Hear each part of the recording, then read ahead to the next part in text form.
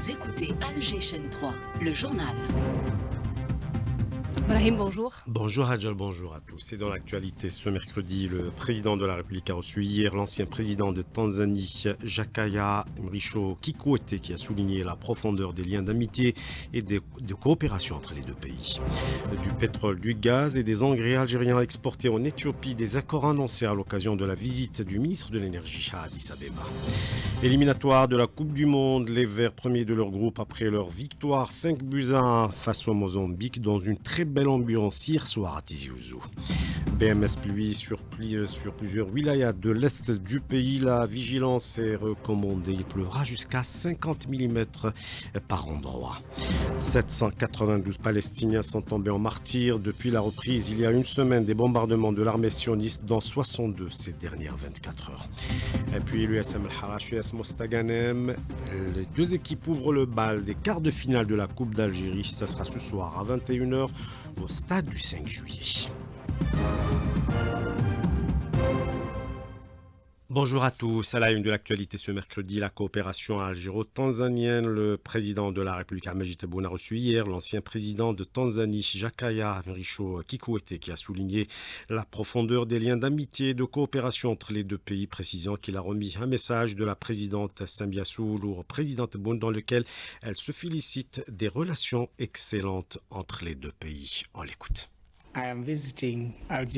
La présidente m'a chargé de transmettre un message spécial à son Excellence le président Abdelmejid Tebboune, un message qui exprime la satisfaction des excellentes relations entre nos deux nations et la volonté de les renforcer davantage. Je suis très heureux de la réponse que j'ai reçue de la part du président de la République algérienne qui a évoqué l'histoire de coopération entre nos deux pays et le soutien mutuel de nos luttes pour la liberté, ainsi que la manière dont nos nations ont travaillé ensemble pour renforcer la croissance et le développement du continent africain. Je repartirai avec un message positif du président Abdelmejid Tebboune, portant à un consensus sur les visions partagées concernant les intérêts visant à renforcer nos relations et à les porter à des niveaux encore plus élevés. Nous partageons des vues communes sur de nombreuses questions régionales et internationales, et c'est sur cette voie que nous souhaitons continuer à œuvrer pour la prospérité de nos deux pays. Et dans le cadre de sa visite officielle en Éthiopie, le ministre de l'Énergie a évoqué plusieurs domaines de coopération avec ses homologues éthiopiens. De leur côté, les PDG de Sonatrach et Sonelgaz ont eu des entretiens avec les responsables des entreprises éthiopiennes. L'expertise algérienne sera d'un grand apport, a souligné la partie éthiopienne, notamment dans l'exploration, la commercialisation des hydrocarbures. Lors de cette visite, il a été également convenu l'exportation de pétrole, du gaz, du GNL, du GPL et des engrais en Éthiopie. Des projets qui s'inscrivent dans le cadre de la stratégie d'intégration économique du continent africain, selon Abdelhaq Mejdel, économiste contacté par Limbokado. En Éthiopie, le secteur agricole est en pleine expansion. Cette expansion aura besoin d'un soutien direct en matière d'approvisionnement en engrais. L'Algérie est en capacité de produire des quantités qui vont être acheminées à d'autres marchés comme celui de l'Éthiopie. Cette coopération entre les deux grands pays, l'Algérie et l'Éthiopie, va permettre l'exécution d'une partie importante de la feuille de route continentale en relation avec l'intégration économique du continent africain. Football, tout était beau hier à Tizi Ouzou. La victoire des Verts 5-1 face au Mozambique pour le compte de la 6e journée des éliminatoires du Mondial 2026. Une première place pour l'équipe nationale dans une ambiance avant, pendant et après le match. Des milliers de repas ont été d'ailleurs servis aux supporters venus des 4 coins du pays. Dans le même groupe G, victoire de l'Ouganda face à la Guinée, 1-0. On aura bien évidemment à revenir sur cette victoire de l'équipe nationale dans Matin Sport après ce journal. La vigilance est recommandée sur la route. La chaussée est très glissante ce matin. La gendarmerie nationale a signalé un accident de la route au niveau de Qadiria dans la wilaya de Bouira ce matin. Bilan, un mort et un blessé suite à une collision entre un bus et un camion. Météo Algérie qui a annoncé un BMS pluie sur plusieurs wilayas de l'est du pays à partir de midi ce mercredi jusqu'à demain et les cumuls pourraient atteindre 50 mm par endroit. Plusieurs organisations et associations de la société civile algérienne ont condamné les provocations et l'acharnement de l'extrême droite française contre l'Algérie, appelant les forces vives à faire bloc pour défendre les intérêts supérieurs du pays, souligne l'APS, l'agence presse-service Linda Boadma. Pour ces organisations, la mentalité coloniale reste prégnante dans certains milieux politiques français qui exploitent le dossier algérien à des fins de propagande, notamment à l'approche des échéances électorales en France. Des organisations de la société civile algérienne, à l'image de l'Organisation algérienne pour l'environnement et la citoyenneté, Algerian Youth Foundation, l'Académie de la jeunesse algérienne, ont appelé les forces vives parmi les associations, syndicats, partis politiques et intellectuels à se mobiliser, à faire bloc pour défendre les intérêts supérieurs du pays et contrer toute forme d'ingérence étrangère visant à déstabiliser le pays et à influencer ses décisions souveraines. Par ailleurs, les acteurs de la société civile algérienne ont insisté sur la nécessité de contrer ces politiques hostiles avec fermeté et responsabilité à travers le renforcement de l'unité nationale et l'ancrage de la conscience collective pour protéger les intérêts supérieurs de la nation. L'Algérie ne cédera à aucune provocation, soulignant que l'attachement du peuple algérien à son unité demeure le garant de la protection de la souveraineté du pays et du renforcement de sa position au niveau régional et international, conclut l'APS. Et du nouveau pour les porteurs de projets de création de micro-entreprises avec l'Agence nationale d'appui et de développement de l'entrepreneuriat et l'ANGEM, le plafond de financement sera revu à la hausse, annonce le ministre de l'économie, de la connaissance, des startups et des micro-entreprises, Nordine Wada, ajoutant qu'il est anormal que les deux agences continuent de financer des projets avec un plafond fixé depuis 20 ans. Un plan d'action rigoureux pour lutter contre les essaim de criquet récemment apparu dans certaines zones frontalières du sud du pays sera au centre d'une réunion préparatoire et de coordination ce mercredi dans la wilaya de Ouargla. La réunion rassemblera 23 walis représentant les wilayas concernés par l'apparition de criquets ainsi que les secteurs ministériels participant à l'opération de prévention tels que les ministères de la Défense nationale, de l'énergie, de l'enseignement supérieur et du transport, a souligné hier le secrétaire général du ministère de l'Agriculture sur les ondes de la radio chaîne. Une précision que cette réunion s'inscrit dans le cadre de la mise en œuvre des instructions du président de la République lors de la dernière réunion du Conseil des ministres. L'Algérie importe annuellement 129 000 produits pharmaceutiques. C'est ce qu'a souligné hier le ministre de l'Industrie pharmaceutique, appelant les opérateurs à investir dans ce domaine pour les produire en Algérie, d'autant que beaucoup de produits et de réactifs peuvent être produits localement, a indiqué depuis Bouira Wassim Kouidri, qui a inspecté plusieurs projets en cours de réalisation dans cette wilaya. La correspondance de notre correspondant sur place, Ali Chechoua. Le ministre, avant d'entamer la visite des structures et équipements de son secteur, a écouté un compte-rendu sur la situation du secteur détaillé par le directeur de l'industrie de la wilaya de Bouira, Hassan Seroudi, qui fait savoir que la wilaya de Bouira dispose de 12 projets d'investissement dans la production pharmaceutique et parapharmaceutique, dont 5 sont déjà en production et 6 attribués récemment via la plateforme numérique API. Le directeur affirme que la wilaya de Bouira peut devenir un pôle important pour la production pharmaceutique et parapharmaceutique. Le premier point de la prospection du ministre était la zone industrielle de Oued El Berdi. D'abord, l'usine de production des produits pharmaceutiques secs et liquides Magpharm. Ensuite, l'unité de production pharmaceutique et parapharmaceutique Rosas. Le deuxième point était la commune de l'Ardaria vers l'unité de production des dispositifs médicaux Diagno-Pharm. Ensuite, l'unité CPCM Bouzid de la production pharmaceutique. Enfin, le ministre, dans sa déclaration, a rappelé que l'Algérie importe pas moins de 129 000 produits et qu'elle est en mesure de réduire cette facture. En effet, la production pharmaceutique a fait un grand pas chez nous. Il a expliqué par ailleurs l'importance d'investir dans la production des dispositifs médicaux, des intrants et de la matière première. Ceci contribuera à diminuer la facture de l'importation des produits pharmaceutiques. Bouira Aris Chachoua, Algérie 3. Et puis l'intérêt pour les produits fabriqués en Algérie ne cesse de grandir et les entreprises répondent à cette demande en renforçant leur capacité de production. Et dans cette dynamique, un acteur majeur du textile, à savoir le groupe G-Tex, passe à la vitesse supérieure avec une expansion ambitieuse. 8 nouvelles usines ouvriront leurs portes cette année. Sophia Bokacha.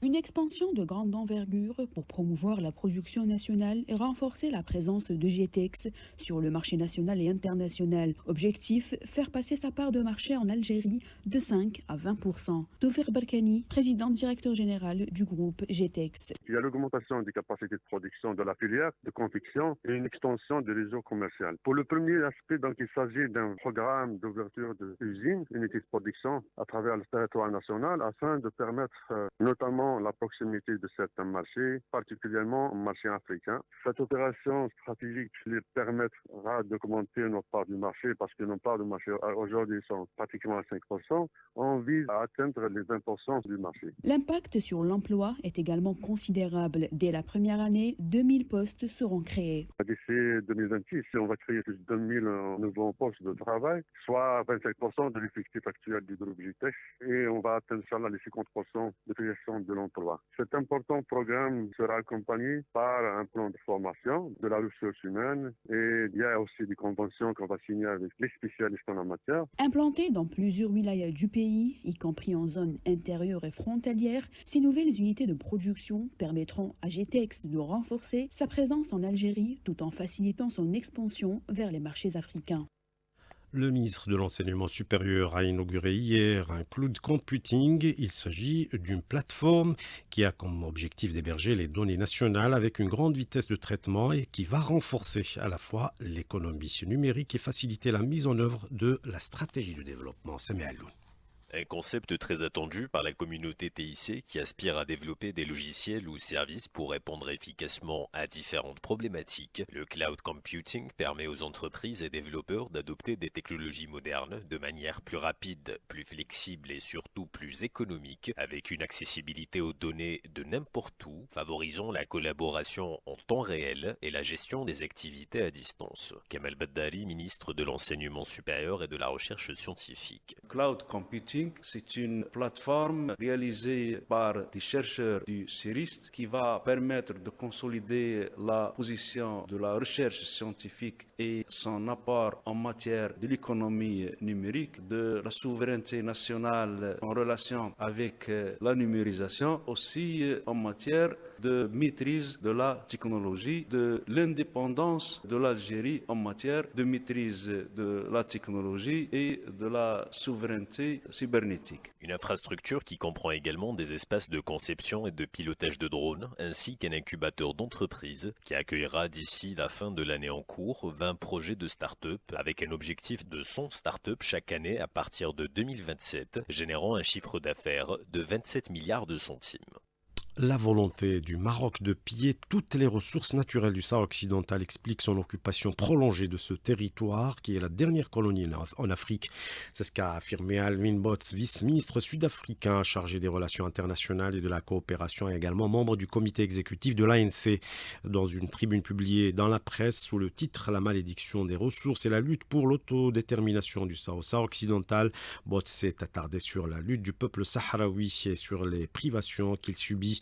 Nous ne devons pas oublier ceux qui sont toujours privés de leurs droits fondamentaux au Sahara occidental, ceux qui luttent pour arracher leurs droits à l'autodétermination des décennies après l'indépendance d'autres États en Afrique, a-t-il plaidé. Le ministère de la Santé palestinien a indiqué que 792 Palestiniens sont tombés en martyrs depuis la reprise il y a une semaine des bombardements de l'armée sioniste, dont 62 ces dernières 24 heures. Liestel Rini.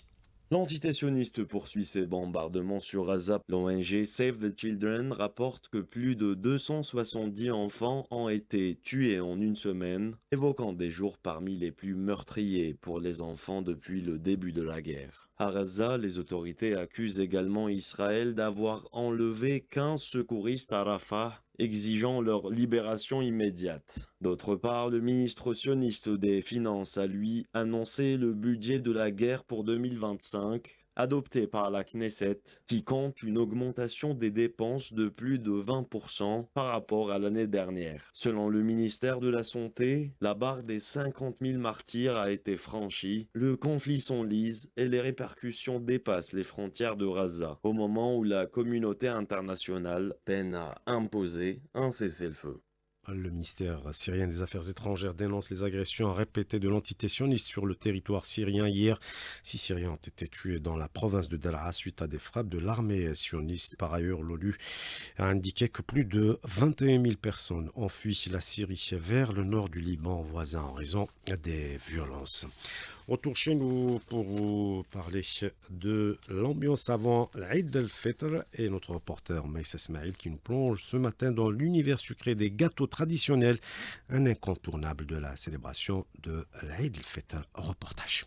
Minimum 2 ou 3 gâteaux traditionnels. Donc, si on peut dire le مقروط, تشارك العريان, تشارك المرمد. كيما كل عام نديرو موا ما ماما لي صابلي مشوك تشارك عريان اي بقلاوه. مقروط الكوشه, تشارك العريان, بنيون, on offre à la famille, même هما ils nous offrent les gâteaux. C'est ainsi que les Algériennes plongent dans notre riche répertoire culinaire à la recherche du parfait assortiment de gâteaux pour embellir la table de l'Aïd, un rituel transmis de génération en génération, comme nous le raconte Amina, mère de famille.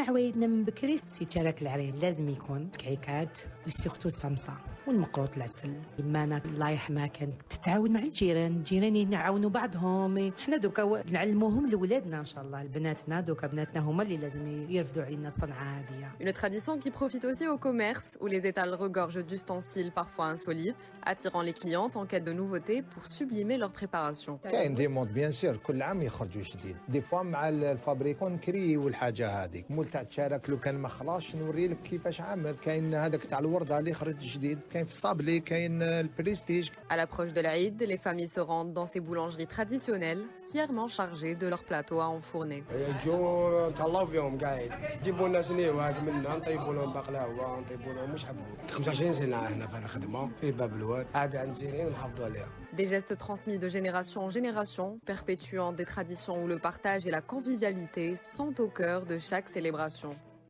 Et on termine avec le football Dame Coupe qui reprend ses droits ce soir. L'USM Al-Harash et l'US Mostaganem ouvrent le bal des quarts de finale de la Coupe d'Algérie à 21h au stade du 5 juillet. La suite de ce tour demain et vendredi. Un match que vous pourrez suivre sur les ondes de la chaîne 3. C'est la fin de ce journal. Merci de l'avoir suivi. Et on termine avec la météo dans un instant. Elle est signée à Jaram Saoudi.